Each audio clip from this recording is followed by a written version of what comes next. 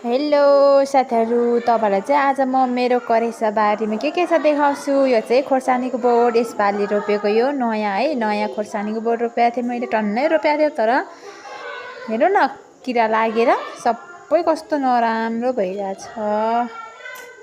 यो सबै नयाँ है, औषधि छर्किनुपर्छ भोलितिर।